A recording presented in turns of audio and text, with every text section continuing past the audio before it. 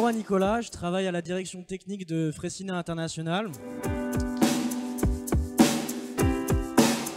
Alors je vais vous présenter un moyen en fait d'arriver, enfin mon parcours, qui est une voie possible pour accéder à ce métier, mais qui n'est pas la seule. Voilà, donc pour ma part, j'ai fait les mines douées, donc une école d'ingénieur généraliste, où j'ai choisi l'option génie civil. Voilà, parce que j'étais attiré par la mécanique des structures, notamment la résistance des matériaux. Et donc par la suite, j'ai eu la chance de pouvoir faire une spécialisation à l'Imperial College. Voilà, donc là c'était un master en calcul de structure avancée, donc assez détaillé en fait sur le calcul de structure. Mais voilà, mais en revenant en France, en fait, j'avais toujours le sentiment d'avoir encore des lacunes dans le domaine, puisque c'est un domaine assez technique. Et si on veut s'amuser et bien comprendre les hypothèses, bien modéliser, bien pouvoir apprécier les résultats, c'est important de maîtriser toute cette technicité.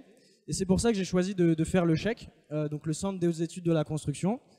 Voilà, j'ai fait la filière Chebab donc l'année dernière, qui m'a permis en fait d'accéder au poste à la direction technique de Freycinet International. Voilà, et c'est une formation que je vous recommande vivement parce que donc d'une part elle est connue par les professionnels du milieu, elle va vous permettre d'accéder à des postes dans des entreprises connues, voilà. Et puis d'autre part en fait dans cette école on a vraiment une emphase qui est faite sur la RDM, la résistance des matériaux, qui est en fait la science à la base du génie civil en fait, qui est la science à la base de mon métier, qui va permettre en fait de faire les bons choix d'hypothèses quand vous serez amené à modéliser, d'apprécier les résultats, voilà, etc.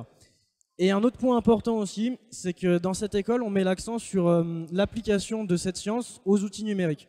Donc ils peuvent être Excel ou des langages de programmation comme Python, VBA, C++, etc. et j'en passe.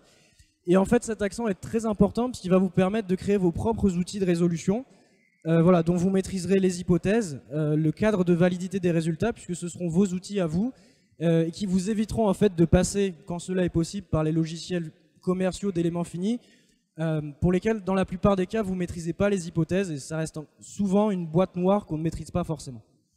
Voilà. Et donc aujourd'hui, comme je l'ai dit, voilà, je travaille chez Freycinet, donc une filiale de Vinci spécialisée dans les ponts et les ouvrages en béton précontraint.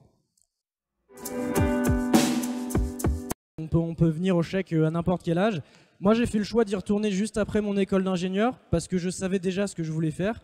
Mais d'autres font le choix d'y aller plus tard, déjà avec une expérience professionnelle. Et j'ai des collègues de l'année dernière qui certains avaient 40 ans. Bon, ça reste des cas assez rares, mais c'est possible. Il n'y a pas d'âge pour faire le chèque.